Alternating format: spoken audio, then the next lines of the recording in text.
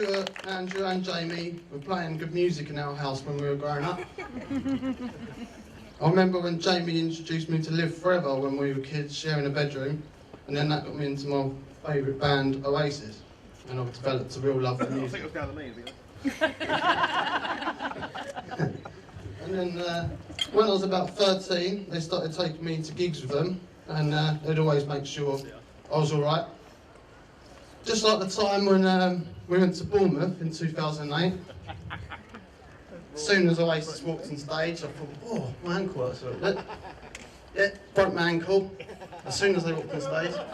Next day, let's go for a walk down the beach. Lads, come on, let's go for a walk down the beach. There's me walking behind them. Yeah, it's alright, lads, don't worry about me. I'll be alright. Yeah, cheers for that.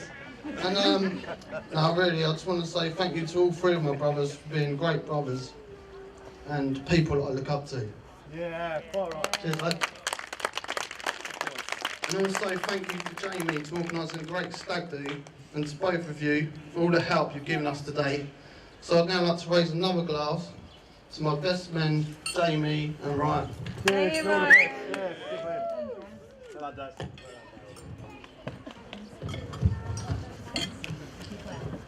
And now on to my wife, Emma. Deep breath. First of all, I just want to say something to my wife that I didn't have to write down as part of the speech, and that's because it's something that I think every time when I look at you, and it's that you're the most beautiful person in the whole world. And I love you very much, and I'm proud to be standing here today as your husband. Oh. Emma and I actually met the first time about 6 years before we ended up going out with each other. Basically, one night I was out with some friends in the Crown and Treaty in Uxbridge, and I saw this girl walk in who had the best eyes I'd ever seen in my life. And before that night, I'd never had the courage to go up to a girl before and ask for a number. But that night, I knew that if I didn't go up to Emma and speak to her, I would have regretted it. And that decision was one of the best decisions I've ever made, as it's one of the decisions that led to us to be here today. And then about 6 years after we first met, we hadn't been in touch for a while, and one day Emma requested to be friends with me on Facebook. We got chatting, and we arranged to meet up the very next day, which was Tuesday the 22nd of November 2011. I remember it well.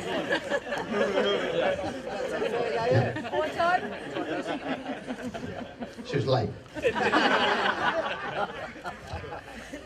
And that night was when I showed Emma something which I think sealed the deal for me. Yep. I showed her a picture on my phone of some Yorkshire puddings I made a few days before. So, you know, I think her mind was made up after that, really. Seal the deal. But since we've been together, I feel that Emma and I have helped each other grow as people, and I feel lucky to be with someone that is not only very beautiful, but is also very caring, intelligent, and funny at times too. And my love for you still grows every day, and I still look forward to coming in from work at night to see your face when I walk in the door. I've said thank you a few times during this speech, but so far I haven't thanked the one person in all this who deserves it most. So to my wife Emma, thank you for agreeing to go out with me. Thank you for saying yes. And most of all, thank you for becoming my wife today. I promise I'll do my very best to make sure you don't ever regret any of those decisions. And I want you to know that I feel happy to be facing the future of you as my wife. Yeah. So, for the final toast of my speech, I would like to raise a glass to my beautiful wife, who I love very much, Emma. Emma. Yeah, mate. Brilliant. And now, there's only 4 pages. And now, before I hand over to Ryan and Jamie, I just want to warn you that I do have a habit of telling a few fibs, so don't believe everything they say about me. And I just want you to know that when we go downstairs to the lounge bar, we put some money behind the bar just to get you all a few drinks, saying thanks to all coming today, so no rush, lads. Thank you. How do I follow that up? I really don't know. Brilliant. Well done. Go, Ryan. Go, Ryan. I got the Bible, and I'm just going to read a passage. Stone Cold Steve Austin.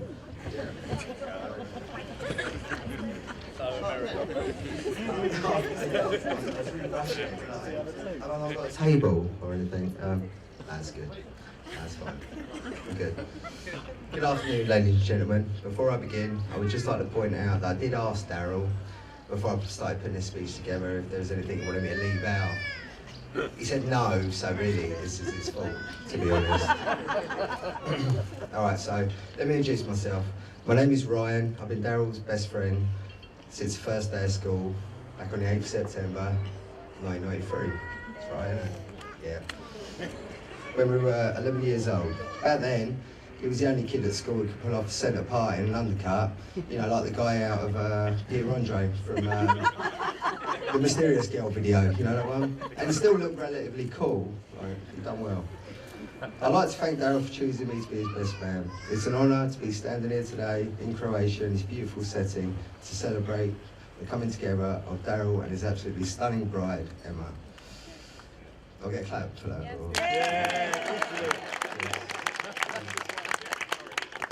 They say that a best man speech is a groom's worst 5 minutes of the day. The bride's worst 5 minutes, however, is going to come later on. All jokes aside,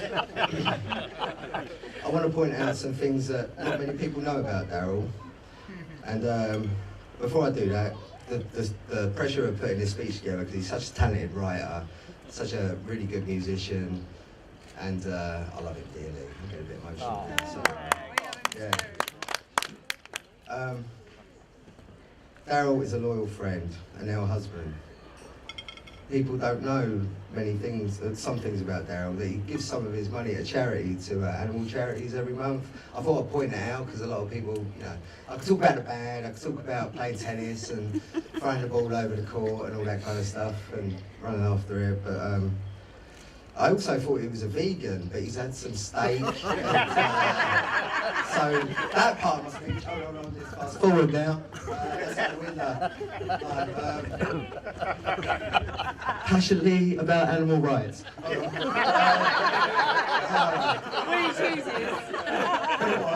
So, I'm telling you all this because it's a mark of a very good man that could do things without the applause of others. The characteristics and the dignity that Daryl has are needed in a long-lasting marriage, happy marriage.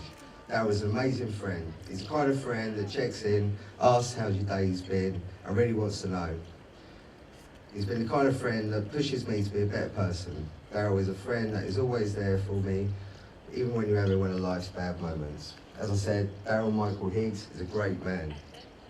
And Daz is an amazing friend.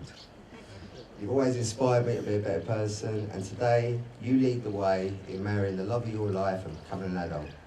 I have to say though, Daryl, just how lucky are you? You will leave here today with a wife who is warm, loving, caring, affectionate and beautiful.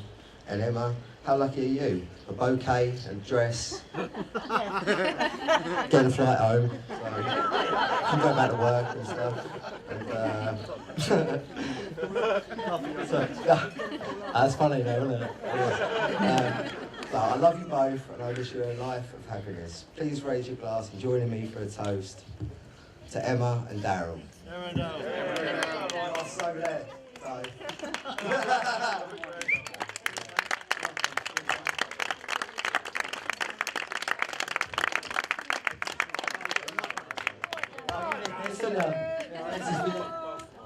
Your turn.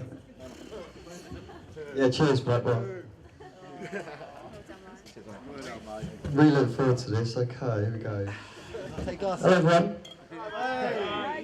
Cheers, Stu. For those that don't know me, I am Jamie, one of Dale's older brothers. Now, being Dale's older brother and having known him all my life, there are plenty of stories I could use to stitch him up. But luckily for you, bruv, I'm not going to, I am the nicer brother, believe it or not. And it's not really my style. Plus, I know everyone wants to crack on a few more drinks. But truthfully, I'm a soppy sod really, and I just want to let you know how proud I am to be here on this special day. Seeing you all grown up, and for asking me to be your best man, I feel very lucky. And it's an absolute honour to be asked to be involved in the happiest day of your life. even if you did want to control the whole stag do and organise it yourself, which you did, yeah. Seriously though, you've always been there for me, and I've always been very close with you. I've a lot of fond memories growing up with you, even if we did have to share a bedroom for far, way too long. Not only are you an amazing brother, but you are also a brilliant uncle and son. I'm very proud to call you my brother, and I also know that Mum, Dad, Stu, Andy are very proud of you too.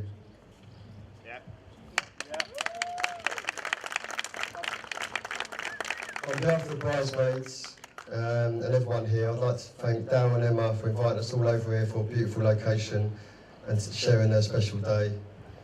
You've both worked so hard to get this day together, and it hasn't gone unnoticed. I'm sure you'll all agree how beautiful and stunning the bride looks. She really does. The bride done so well. Emma, you look absolutely stunning, and you have made my brother the happiest I've ever seen him. I'd like to welcome you to our family. We all love you very much. Defo, yeah. My little sister, I love that. But how you part with him and his strange OCD ways, and his obsession with cheese, and oil. We'll never know, but you do. Just about. But unfortunately, there are a few important people who couldn't make it here today, and I have some messages to read from them.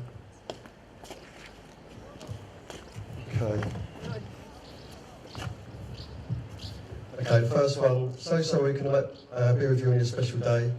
We wish you every happiness for your future life together. Thinking of you with much love always, Carol and Paul.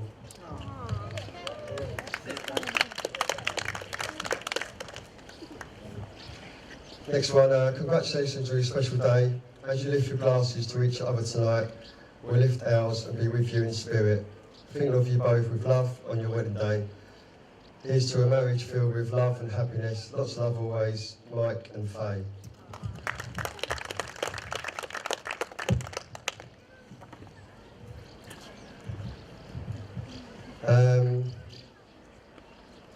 And this one says, have a good life. Oh, I love this one, simple. Have a good life, be happy. Nanny, lots of love, both of you. Emma's Nanny. And my granddad said one saying, he'd be thinking of your dads, and Nan will be watching over you. It's a big love, and yeah, brilliant, yeah. Okay, can we raise a glass, Darryl and Emma?